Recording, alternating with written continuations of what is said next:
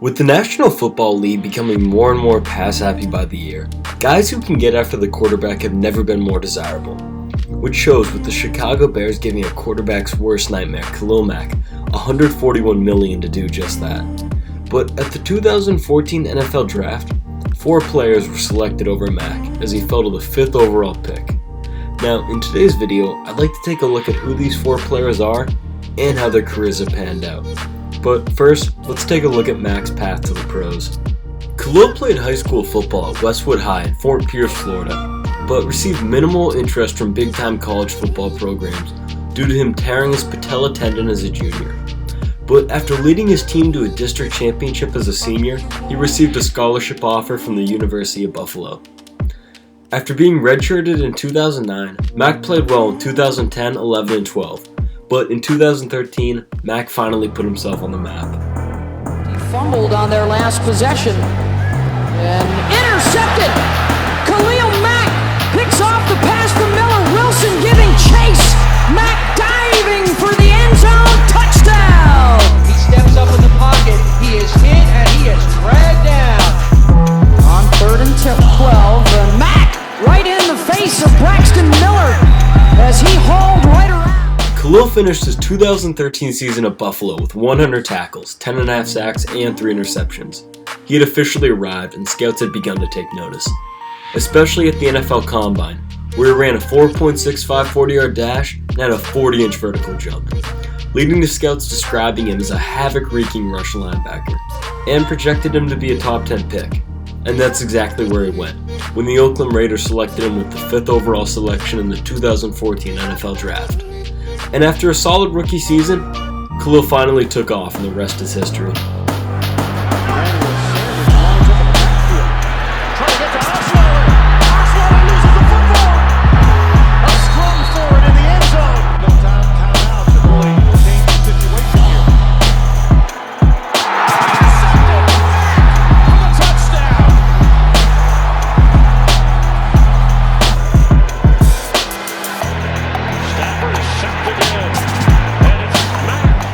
In his first 5 years in the league, Mack has been a wrecking ball for the Raiders and Bears, acquiring 4 Pro Bowl nods, 3 first-team All-Pros, a Defensive Player of the Year award in 2016, becoming the 2nd player in NFL history to be selected first-team All-Pro at 2 different positions, and has gotten 53 career sacks.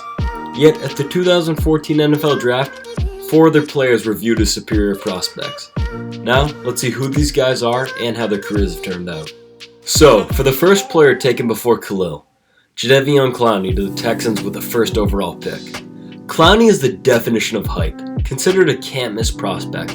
He just hasn't been the force at the next level that scouts envisioned. Coming out of high school, he was the top prospect in the nation, and he committed to his local school, the University of South Carolina.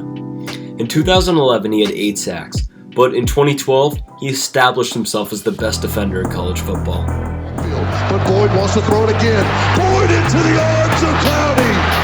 I'm sure you remember him. Hunter Samuels out of the gun, working under pressure. Clowney with a hit. Clowney causes a fumble. It's down.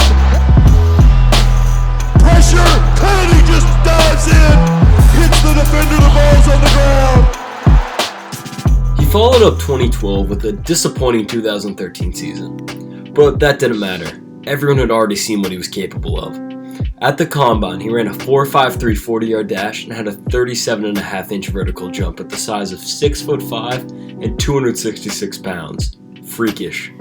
He was described as having the ability to truly take over football games, and his pro comparison was Julius Peppers, which was enough to convince the Texans to use the 1st overall pick on him. Now, don't get me wrong here. Jadeveon hasn't been bad so far, but he just hasn't lived up to the hype. Since entering the league, he's only put together 29 career sacks and averages 0.46 sacks a game, compared to Mack, who has 53 career sacks and averages 0.67 a game. Jadeveon is also one of the league's most overrated players. In 2016, he was ranked 49th on the NFL's top 100 list, even though he was 47th in the league in sacks with 6. And in 2017, he was ranked 32nd on the top 100, after finishing 19th in the league in sacks with 9.5. Now, although I personally don't know Clowney, and I could be wrong about this, But I think his lack of a work ethic is what's holding him back from finding the success on the field that he's capable of. This has been an issue for him dating all the way back to his college days, when his coach Steve Spurrier called it okay, and said that it didn't compare to some of his teammates. And this is a trend that has followed him throughout the pros, with the Texans allegedly being nervous about signing him to a long-term deal due to the fact that he wasn't a worker bee like some of the other players on the Houston defense. And there might be some truth to this due to the fact that they tried to trade him to the Chiefs this offseason. And this work ethic issue is the main difference between Clowney and Mack. While Clowney was able to coast through high school, the SEC, and the pros solely off of his athletic talent, Mack has had to work for everything he's gotten after receiving very few college scholarships and having to play college football at Buffalo. Now, even though Jadeveon Clowney might be one of the most athletically gifted players in the game, the Texans easily would have taken Mack here given a second chance. Now imagine that pass rushing combo of Mack and Watt. Now for the second player taken before Khalil Mack, Greg Robinson of the then St. Louis Rams. Greg has been, well, a bust. Playing at the University of Auburn, Robinson started 25 out of a possible 26 games, and scouts loved his ability to create a surge, which was definitely true considering that at 6'5" and 332 pounds, he was able to run a 4.92 40-yard dash. But the college game treated Greg a lot better, as the better athletes and different schemes in the NFL caused Robinson to struggle. His main issue is that he's been too slow, and he tends to overcommit on blocks, leading to him getting beating on the inside and outside. These issues were especially noticeable in 2016, when Greg allowed 7 sacks and, according to Pro Football Focus, ranked 62nd in pass blocking and 78th in run blocking out of all eligible NFL tackles. Following this dreadful season, Robinson was traded to the Lions for a 6th-round pick. Pretty poor return for a former number 2 overall pick. In Detroit, he was cut halfway through the season, but in 2018 he managed to start some games for the Cleveland Browns at left tackle, and currently he's playing there on a 1-year prove-it deal. Greg has been one of the biggest lineman busts in NFL history, and given a second chance here, this is another easy one. The Rams go with Mack, and imagine the havoc he and Aaron Donald could have wreaked together. Now for the third player drafted before Mack, Blake Bortles to the Jaguars. Bortles, also known as the BOAT, best of all time, has been one of the league's most polarizing players for the past few seasons. From the parody Twitter accounts to barstool interviews, everyone has an opinion on him.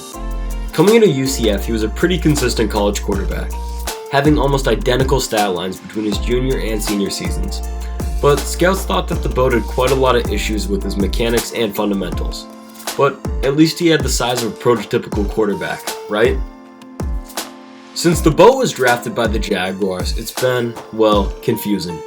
The guy can have one season where he leads the Jaguars to their first AFC Championship game appearance since 2000, and the next year he'll follow it up by leading the team to 7 consecutive losses. A great representation for the BOAT's career can be the letter M. In 2014, he starts out in the bottom left with a 28 quarterback rating. Then in 2015, he rises up to a 51.4. Then in 2016, he sinks back down to a 43, but in 2017, he surges back up with a 59.2. And in 2018, the trend continues as he drops down to a 45.8. Currently, Blake is a backup in Los Angeles, and given a second chance here, it's obvious who the Jaguars would have added to their stacked defense. But at the end of the day, Bortles is still a man of the people, and hopefully one day we can see the BOAT set sail again. Now, for the fourth and final player selected before Mack, Sammy Watkins to the Bills. Attending college at the University of Clemson, Sammy was what you call special. As a freshman in 2011, he had 1,219 yards and 12 touchdowns. And after a down year in 2012, he had his best season in 2013 with 1,464 yards and 12 touchdowns. His pedigree as one of the best receivers in college led to scouts claiming that he was the best receiver prospect since Julio Jones and AJ Green in 2011, and that he was a threat to score every time he touched the ball. It was obvious that the Bills had bought into this hype when they traded their first-round pick in 2014 and a first and a fourth in 2015 to move up and draft Watkins. In Watkins' rookie year, we saw some of his potential shine through, with him putting up 982 receiving yards with Kyle Orton at the helm. But in 2015 with Tyrod Taylor, we really got to see that special version of Sammy. 1st and 10. Going deep. He's looking for Watkins. Touchdown. Dixon in the backfield.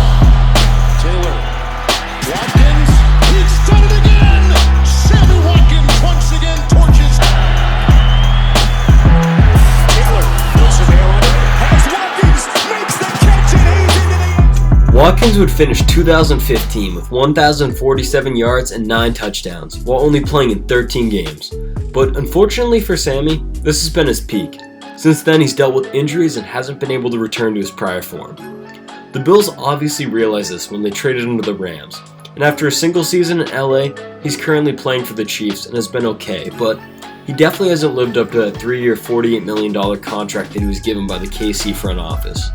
At the 4th overall pick, the return on investment should be an all-pro talent, not a middle-of-the-road receiver, making this an easy decision for the Bills, who, given a second chance, take the local guy, Mack. Now that we've seen the 4 players selected before Mack, there's one important lesson to be learned by Khalil, and that is the famous saying that hard work beats talent when talent doesn't work hard.